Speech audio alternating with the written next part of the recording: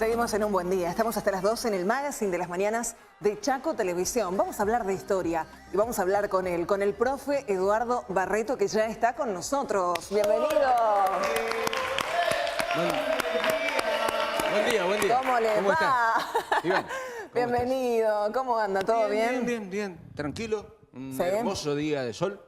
Sí, la verdad que está muy lindo, precioso. Mira acá el ventanal este que tenemos, impresionante la luz. Caminar y disfrutar estos días después de tanta humedad, ¿no? De tanto frío. Pero mire, profe, a mí se me congelaban los huesos, Dios mío, era una cosa que se me acalambraba todo el cuerpo. Mucho frío. Pero bueno, parece que ya va a ascender un poquito la temperatura en los próximos días, no en las próximas horas. Así que todavía hay que abrigarse mucho. Profe, vamos a hablar de la antesala de la globalización en el país, en la provincia. Nos vamos allá a esos momentos anteriores a los años 90. Baroni, acá en la provincia del Chaco, que gobernó entre los años 87 y 91. Y un contexto nacional que fue cambiando, ¿no? Y indudablemente que no... Todo lo que el Chaco es una caja de resonancia de lo que ocurre a nivel nacional e internacional. Nosotros hablamos de la década del 70, hace algunos meses, y de qué manera repercutió todo ese movimiento juvenil en las luchas armadas que se dieron en los años 70 y que posteriormente trajeron como reacción de los Estados Unidos el operativo Cóndor, que era, digamos, la consumación del terrorismo de Estado de parte de la CIA, del Pentágono, de la Casa Blanca norteamericana, y de esta manera impusieron durante la década del 70 como contrainsurgencia gobiernos cívico-militares. Hacia mediados de la década del 80 vamos a ir terminando con estas dictaduras militares. En el 82 en la Argentina, en el 83 en Venezuela, en el 86 en Paraguay, en Chile, se va terminando esta intervención armada de parte del hegemónico poder norteamericano, porque eso le generaba mayor rebeldía popular. Entonces, decidieron, en el marco de la Guerra Fría, con el bloque de países socialistas, decidieron elaborar otras estrategias para dominar el mundo. Y una de ellas era el acercamiento con el bloque opositor, que era el de la Unión Soviética, y donde Gorbachov estaba iniciando lo que iba a ser el proceso de acercamiento a la globalización, lo que después vamos a explicar que era la perestroika, ¿no? Que implicaba una política de poner paños fríos, habida cuenta de que una guerra nuclear podría generar el exterminio de la humanidad. Entonces, a partir de esto comienza una política de acercamiento y de infiltración por parte de los agentes de espías norteamericanos dentro de los partidos eurocomunistas, de manera de ir socavando las fuerzas que tenía el poder soviético socialista. Tanto es así que van a llegar a 1989 y van a ser los propios berlineses los que van a tumbar el muro de Berlín, que separaba a las dos, o separaba a la ciudad en dos bloques, el socialista oriental y el capitalista democrático y federal al occidente. Qué fuerte fue ese momento de la historia mundial, ¿no? Porque fue absolutamente emotivo y también mostró cómo la decisión de los votantes, del pueblo, puede girar la historia, ¿no? Y fue como una pacífica rebeldía la que se dio con el muro de Berlín y nos marcó para siempre, porque fue un punto de inflexión, fue un antes y un después.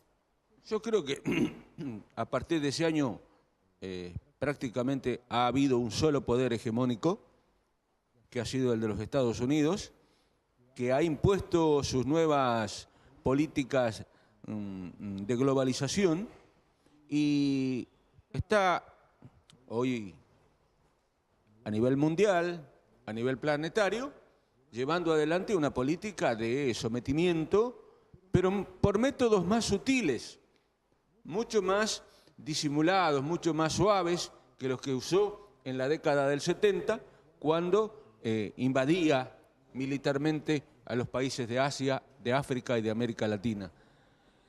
Con la caída de Stroessner, con la caída del gobierno de Galtieri, con la caída de otros gobiernos y también la rebeldía del pueblo de Colombia, que va a generar el llamado Bogotazo, muy similar al Cordobazo de la Argentina, va a hacer que se empiece a planificar una nueva obra de gobierno que lleva a que cada vez se uniformice más, se homogeneice más la política cultural de dominio, de penetración y de apoderamiento de los recursos naturales de los países dependientes. Profesor, mientras la Unión Soviética se derrumbaba con ese muro, ¿cómo estábamos en la Argentina? ¿Estábamos preparados para el contexto mundial? ¿En qué situación de la evolución de los países estábamos nosotros?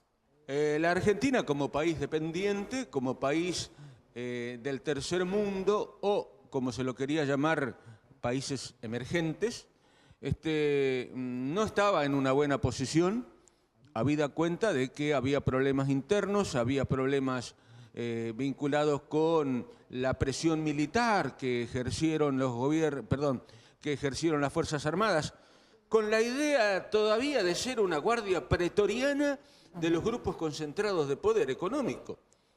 Pero no aprendieron bien la lección, no hicieron bien los deberes, porque el último intento cara pintada de Zaineldin, sucesor de Aldo Rico, fracasó. Y por lo tanto dijeron, bueno, a los cuarteles, a ver nuevas formas de desarrollo de la democracia, y tampoco le iba bien al gobierno del doctor Alfonsín, porque aquellos postulados, aquellos principios que había manejado vinculado con los postulados del preámbulo de la Constitución, tampoco estaban dando resultado. Afianzar la paz interior, empezaban a moverse otras fuerzas sociales, que después van a tener mucha fuerza en los años 90, la hiperinflación, que prácticamente terminó con todos los planes que el ministro Surruil había intentado aplicar en la Argentina, la presión laboral a través de la CGT de Ubaldini, que planificó 14 paros durante el gobierno de Alfonsín. Y allí ocurre uno de los primeros milagros en la política argentina, que fue la conversión de un gobernador de la provincia de La Rioja en presidente de los argentinos, rompiendo, quebrantando todo un formato institucional como fue el de Carlos Saúl Menem. ¿Su éxito fue producto de la necesidad de un país de cambiar? ¿Fue producto de la publicidad? ¿A qué se debió? Porque en su momento fue inexplicable la asunción como presidente. Indudablemente, como vos decís, Ivana,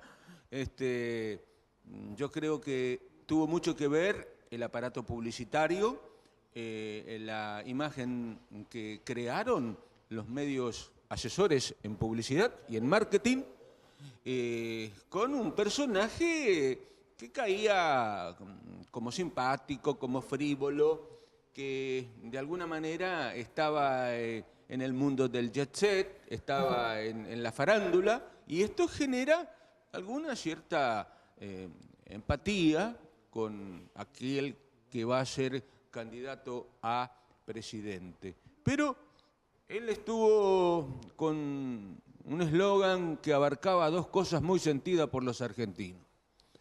Cuando habla él del presidente futuro de los argentinos, cuando habla de la revolución productiva, promete que esto se va a transformar de la noche a la mañana y va a tener que realizar algunas operaciones muy fuertes. Prometió que íbamos a llegar a la luna. ¿Se acuerdan de eso? Prometió que... Fue lo más increíble. insólito y lo más increíble que pueda decir un ser humano que se precie de candidato a presidente, Y ¿no? se lo creímos, Y además. además, mucha gente que lo creyó, porque era la idea de establecer aviones o satélites que estuvieran parados en el mismo lugar durante un momento determinado, esperando que la Tierra se mueva, entonces poder ahí aterrizar y, bueno, sin necesidad de volar. Pero el otro eslogan que metió muy fuerte fue el del salariazo. Revolución productiva y salariazo. Eran las dos banderitas de lucha que empleó Menem y que le permitió ganarle las elecciones a los candidatos de la Unión Cívica Radical. Y eso, indudablemente, que también hizo tambalear al gobierno de Baroni, un hombre del norte santafesino, que tuvo que gobernar de acuerdo a los ajustes que se estaban dando a nivel nacional y tuvo que muñequearla, tener mucha cintura política, como dijimos en el micro anterior, para poder establecer un vínculo o una relación armónica entre el poder, digamos, de la provincia y el poder nacional. Con estos eslogan, con esta imagen del candidato presidencial, Menem gana las elecciones, la Argentina entra en una debacle económica como nunca la había tenido, y después que gana las elecciones, el hombre se sincera, ¿no? Ajá. Y dice palabras muy profundas: si les hubiera dicho lo que pensaba hacer, no me votaba nadie. Es decir, Un sinceramiento suicida. Nos vamos ahora al panel, por favor, señor director. Allí una pregunta de Eliana Olmedo. Arme por ahí al comentario que decía Ivana de cómo el pueblo argentino pudo creer de nuevo en este nuevo peronismo que venía. ¿Qué era lo que había pasado ya después de la dictadura? Con tanto medio, con tanto, digamos, este bombardeo de información que por ahí era errónea, el pueblo se cansó del peronismo y optó por el radicalismo de Alfonsín. Alfonsín, cuando baja los brazos, ya agobiado de tanta presión, se lanza Menem con todo esto y el pueblo vuelve a creer en el peronismo. Y creo que es más o menos lo que está pasando ahora. La gente cree en esta renovación, cansada ya de tanto bombardeo mediático, que elige un nuevo gobierno, y estoy hablando del actual, digamos, del actual gobierno, y por ahí no es tanto como realmente se decía en las campañas. Creo que, bueno, todos somos testigos de lo que está pasando. Pero me parece que es eso, el pueblo se cansa y toma otra opción. Después se cansa y vuelve a la opción anterior. Dicen también que las elecciones de los pueblos son cíclicas, ¿no? yo creo que hay un factor sociológico y un factor psicológico que tiene que ver con lo que sentimos cada uno de nosotros y con lo que sentimos colectivamente. No nos olvidemos que la propaganda y de acción psicológica tiende a trabajar sobre el subconsciente de la persona a los efectos de transformarla y que la misma adopte la conducta que adoptan las masas. Y el caso más típico lo tuvimos con Hitler en Alemania. Es decir, cómo puede entenderse que de pronto, con todos los antecedentes nefastos que tenía, el pueblo lo haya apoyado. Lo haya apoyado. Es decir, sí. Incluso a veces reúnen ribetes de liderazgo donde la gente los idealiza, los toma como ídolos, como personas irreales que tienen una existencia ideal y luego no hay manera de optar por otra cosa. Profe, detengámonos un poco en aquel periodo que para la provincia del Chaco representó el gobierno de Baroni, 1987-1991, lidiando con esta transición, con esta crisis económica que fue ocultada por el viaje a la Luna y tanto bombardeo mediático. ¿Qué le dejó Baroni a la provincia del Chaco? En general, Danilo Luis Baroni, que se recibió de abogado en la Universidad Nacional del Litoral en Santa Fe, tuvo que, digamos, trabajar en un marco de austeridad muy grande. Es decir, tuvo que achicar costos porque de alguna manera las arcas del Tesoro Provincial estaban exhaustas y de alguna manera tenía que llegar a fin de mes, fundamentalmente con la agenda salarial en término. tratar de, primero, pagar de lo que venía de la coparticipación federal, un 90% se va en sueldos y el 10% se va para pagar gastos de mantenimiento y, si es posible, en alguna obra pública, etc. Por lo tanto, trabajó mucho con una austeridad en el área de salud, en el área de educación, en el área económica. Tanto es así que en el área económica declaró la emergencia económica y productiva, lo que no es un dato menor, habida cuenta que en el mundo se estaba dando una evolución hacia adelante en los países liberales y con la llegada de Menem Cavallo comienza a aplicarse las recetas del neoliberalismo y va a tener que haber un acomodamiento de los gobiernos provinciales para adaptarse a esta nueva era de privatizaciones que era lo que se venía.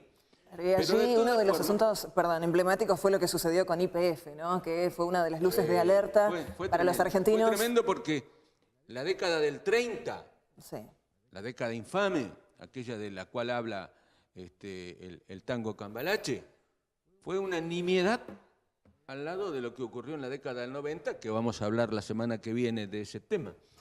Ahora, ¿qué le dejó el gobierno de Baroni a la provincia? Por ejemplo, fue creada la Fiscalía de Investigaciones Administrativas de la provincia. ¿Funciona al día de hoy? No sé si funciona con el mismo nombre, pero sé que hay auditorías permanentes en todo el territorio, ¿no? Fue creado el Museo del Hombre Chaqueño. Mire usted, muchas gracias al Museo del Hombre Chaqueño. En el año 1990. Y al gobernador Baroni por su presencia en el programa. Por supuesto. Entonces. Y además se creó una comisión de erradicación de industrias que permitió que, por ejemplo, se erradicaran en nuestra provincia algunas industrias importantes en aquel momento, como la Noblex, que funcionaba en 9 de julio al 2000, como Fibranor, como Unitam de Vilelas, y bueno, otras industrias que se fueron generando a partir de la creación de algunos polos de desarrollo industrial, como eran los de PuertoTirol, ¿no? Podemos decir que de alguna manera Baroni también entonces ha sido un antecesor de las ciudades el hombre industriales. que sembró la semilla para, digamos, posteriores desarrollos que en algunos momentos anduvieron bien, en otros anduvieron regular y en otros anduvieron pésimamente. Pero bueno, esos son historias que vamos a contar más adelante, pertenecen a otros relatos. Simplemente decir que a partir del año fines 1988, 89, 90, van a cambiar los paradigmas mundiales, ¿no? Es decir, ya no más lo que veníamos pregonando nosotros, los jóvenes de los años 70, de la solidaridad, del cooperativismo, de la entrega, del voluntarismo, de la idea de un país latinoamericano, solidario. No, se terminó. Ahora viene la globalización, viene la idea de que se terminaron las ideologías. Todas esas esperanzas que despertó para nosotros también la conformación del Mercosur. Es un tema muy lindo para desarrollar en un próximo encuentro también. Un tema vinculado con la creación de nuevos polos, nuevos mercados regionales como el Mercosur o el mercado común europeo, pero también empiezan a aparecer algunas cuestiones vinculadas con el terrorismo islámico.